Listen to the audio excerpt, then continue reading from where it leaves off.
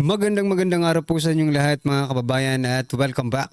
Dito po sa PNR at ito nga mga karibin natin, banta sa palasyo. Nako, marami ang nasibak sa pwesto.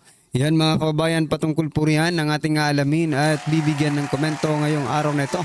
Pero bago pong lahat, kung bago ka pa lang at di pa po nakapag-subscribe sa ating munting channel, please don't forget to subscribe. At palike na rin po ng video ito. Maraming salamat po at eto na nga, simulan na po natin to. Sana ang bayan ko sa magnanakaw na tao.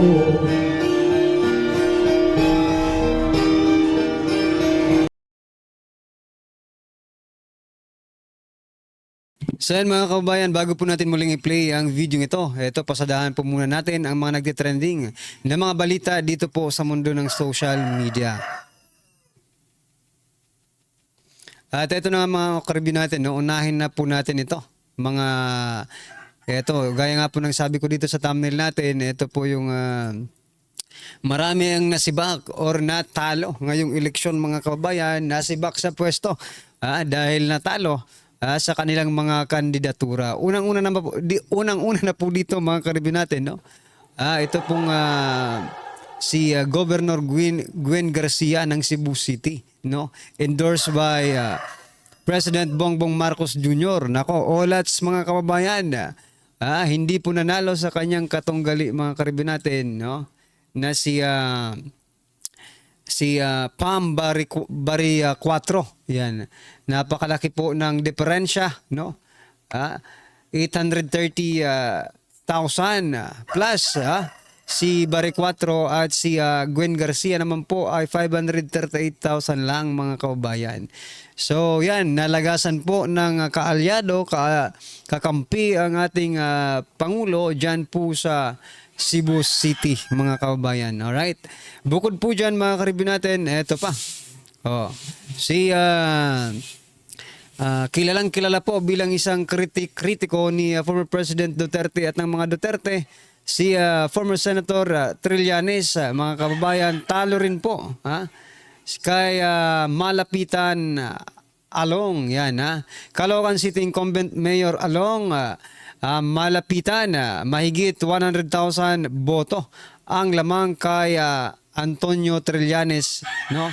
Sa partial and unofficial result. Yan mga kababayan. Bakit kaya natalo si Trillanes dito mga kababayan? Sabi po kasi dito sa comment, ayan, sobrang kasi sa yabang kaya talo. Olats po si Trillanes mga kababayan. Bukod po kay Trillanes, marami pa po ang mukhang eto pa. Ito po si Dan Fernandez mga kababayan, nag-concede sa katunggali niyang si yung reporter, di ba? Reporter din yung si teka lang. Dito ba yung ano niya? Ito.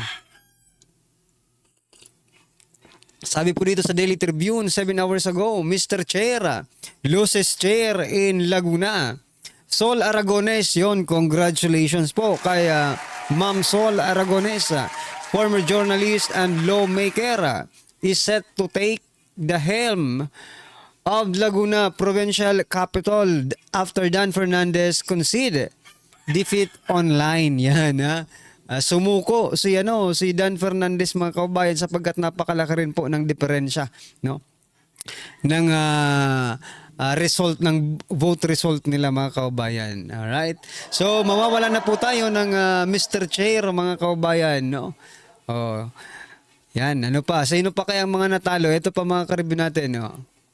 Yung mga yung mga tumitira talaga sa Duterte, ito natalo no? Sabi po dito, ito post ni Mr. Real Talker. Sabi niya dito, ito tingnan natin yung post. 5 pics, one word, yan limang picture, isang word lang, talo. Yan si Benny Abante, olats mga kababayan.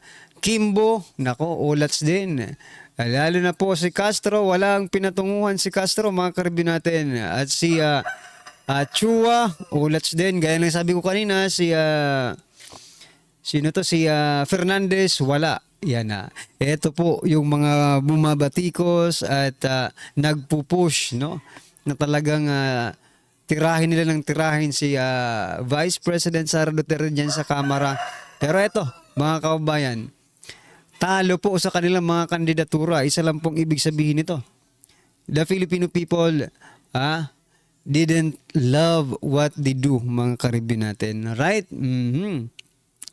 Ito, papasadahan din po natin ito ang resulta, mga kababayan. Senatorial race result. As of 4:33 AM kaninang umaga po, no, mga kababayan. So 40 minutes ago from inquirer.net. Here are the partial and unofficial result of 2025 senatorial election as of 4:33 AM on Tuesday, May 13, with 80.25% of election returns transmitted. Okay? Ito pong senatorial race result, mga kababayan. Nangunguna. Yan, palakpakan po natin. Senator Bongo, number 2, Bam Aquino. Number 3, De La Rosa Bato. Number 4, Tulfo, Erwin Tulfo, mga kababayan. 5th, Pangilinan Kiko. 6th, Marcoleta Rodante. Palakpakan po natin, no? So, dito po sa top 6, mga kababayan, meron na po tayong 3. Senator Bongo, Senator De La Rosa, at Senator Marcoleta. Yan, masanay na po tayong tawaging senator, si Senator Marcoleta. Palakpakan po. 7th, Lacson.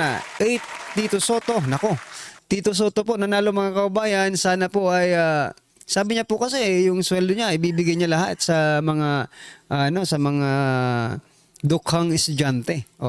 Sige nga, subukan natin si Tito Soto, mga Caribbean natin. 9th, Cayetano. 10th, Villar Camila. Okay, 11, Lito Lapid. And number 12, or nasa pang 12, ang tawag dyan? O basta na, pang-12, mga kababayan, Marcos Aimee. Yan. So dito naman po sa kabila, meron po tayong Villar and Aimee Marcos, no? So, ang nanalo po, mga kababayan, parang nahahati. Yung endorsed by Duterte and endorsed by administration, 5-5, no?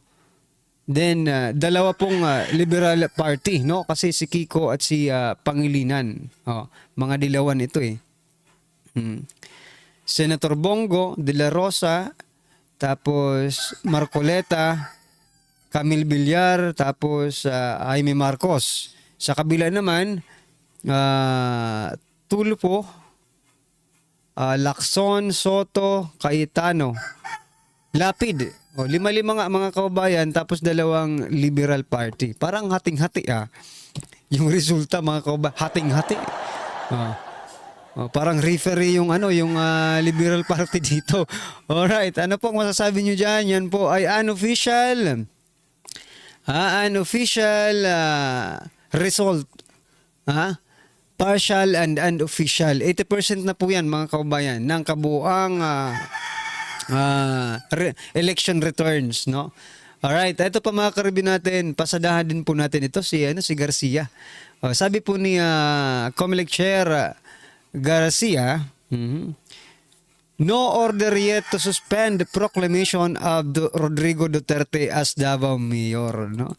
So may balak pala silang isuspindi, mga kababayan, kasi panalo po eh.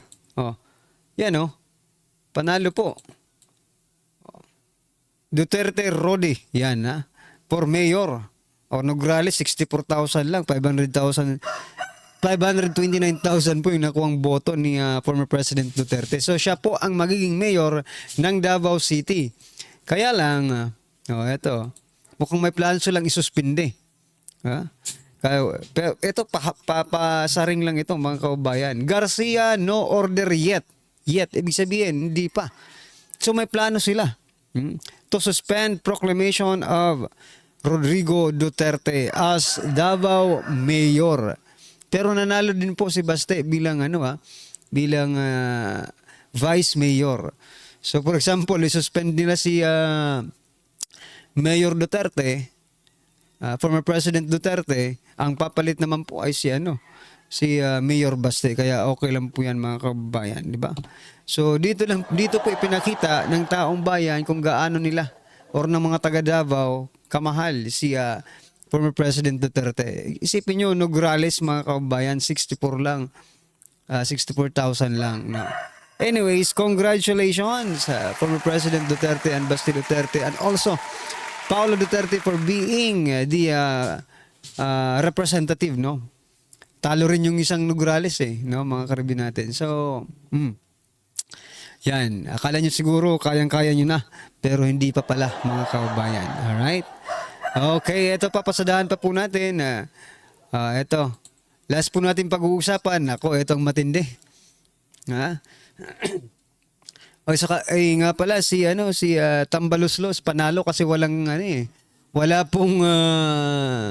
walang kalaban. Nako. Nakita ko sa result kanina Kala ko may kalaban po si Speaker Martin, wala pala. So panalong-panalo po si Speaker Martin Romualdez. So we expect expect talaga natin na siya pa rin po ang maging speaker, mga kababayan. Alright? Ito naman po ang pasadahan natin. Local race, Region 8, Leyte, Albuera. No, yan Mayor, nako po, nanalo si Espinosa Kerwin, mga kababayan. Kerwin Espinosa nangunguna sa pagka-mayor ng Albuera sa partial and official count. Yan, mga kababayan. Ano ang inyong unang your first impression patungkol po dito? Ako kasi bigla akong naisip, ano kaya mangyayari sa drugs, no? Diyan sa mga kapulisan natin, di ba? Well, anyway, tingnan na lang po natin, no, kung anong mangyayari diyan. Total, ibabalita rin naman siguro ng mainstream media kung ano pong mangyayari sa pamamalakad ni Kerwin Espinosa. Yan, mga karibin natin, ano po ang inyong opinion, reaksyon patungkol po dito, i-comment nyo na lang po. At eto, pasadahan po natin itong video na ito, mga kababayan, na kung saan, sabi po dito, kapapasok lang, delikado to. PBBM, People Power, binunyag ni General kung di pa kawalan si former PRRD sa ICC. Nako, eto mga kababayan, pakinggan po natin to at bigyan natin ng reaksyon. Eto na po. Mga kabayan, isang araw bago ang May 12 midterm election, agad na nagtrending sa mundo ng social media ang matapang at walang takot na pahayag ni former AFP General Gringo Hunasan, kung saan ay naglabas siya ng tila pagbabanta at paalala sa gobyerno ni Pangulong Ferdinand Bongbong Marcos Jr. kaugnay sa patuloy na lumalalang sitwasyon at isyu sa politika. Partikular ang di umano ay hindi makataong ginawa nitong si PBBM kay dating Pangulong Rodrigo Roa Duterte. Ito ay matapos na illegal na ipaaresto sa sarili nating mga otoridad para dalhin sa ICC at agad na ikulong. Ayon kay Hunasan, masamang-masama ang kanyang loob at mga kasamahan niyang retired na sundalo at militar sa ginawa ni PBBM kay PRRD. Hindi mo natin titigilan ito. Hanggat hindi tayo narinig ng ICC, ng Korte Suprema, at ng mga kababayan natin, hindi lang dito sa Pilipinas, kundi sa buong mundo, na mabigat ang kalooban. No? Nakikita naman natin. So ang hinahangad lang natin dito is justisya. Kaya sabi namin, pabalikin. Bring him home. No? Pabalikin, dating Pangulo dito. Ito nyo na ho, no? Anong nangyari? Nagbakasyon, 80 anyos na po ang dating Pangulo. Nagbakasyon sa Hong Kong. Pagbalik dito, hindi pinagpalit ng damit. Hindi pinalapitan sa abogado, sa mga nurse, sa doktor, sa harap ng pamilya. Yan ba yung ugaling Pilipino? Yun ang kinasasama ng loob. Sa isang online interview kasama ang mga DDS vlogger na sina Mahardika at Atty. Roque, sinabi ni Hunasan na kapag hindi na napigilan ng mga Pilipino ang galit at puot sa pamamahala ng gobyerno ni PBBM, ay posibleng magkaroon ng pag-aklas o kudeta na magiging mas malala pa sa nangyari noong panahon ng ama ni BBM na si Ferdinand Marcos Sr., kung saan ay isa si Hunasan ang nanguna dito para mapatalsik sa pwesto si dating Pangulong Ferdinand Marcos Sr. Yun ang hinahangad ko bilang sundalo. Kung kilala niyo ho ako, no? Pag ako ho ay naniniwala sa isang bagay, hindi ho ito banta. This is a fact. Ilalabang ho ito ng patayan. Ako ho, eh, marami na ho akong pinagdaanan din. At ang sugat ko sa puso, sa isip at sa katawan. No? Pero ako ho, katulad ng karamihan natin o marami nating kasundaluhan at kapulisan, pag naniniwala ako sa isang bagay, at alam ko ho, ganun din kayo. Oh. So, kami ho, meron kami panlaban para patas Yeah. naman. No? Pero kayo, yung pangkaraniwang Pilipino na wala ng boses, wala pang baril, ano panlaban nila?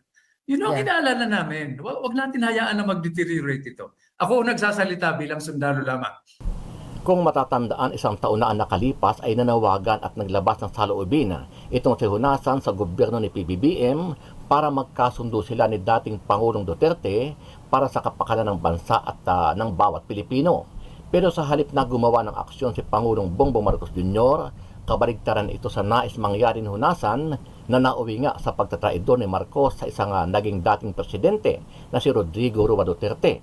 Ito ay matapos sa pilitang ipadala sa ICC, bagay na hindi ito nagustuhan ng maraming Pilipino. Sa halip ay binatikos ng husto ang kampo ni PBBM at ang kanyang mga gabinete na sangkot sa pagpapakidnap kay PRRD. Pagmamahal sa bayan at mga mamamayan ang palaging nagtutulak sa akin bilang isang sundalo, bilang isang public servant, at bilang isang ordinaryong mamamayan. Buong pagpapakumbaba kong hinihimok sina Pangulong Bongbong Marcos at dating Pangulong Rodrigo Duterte na maglaan ng kahit sandaling panahon para sila'y magkasama at makapagsagawa ng isang makabuluhang talakayan tungkol sa mga issue at alalahanin ng ating bansa sa kasalukuyan at sa hinaharap.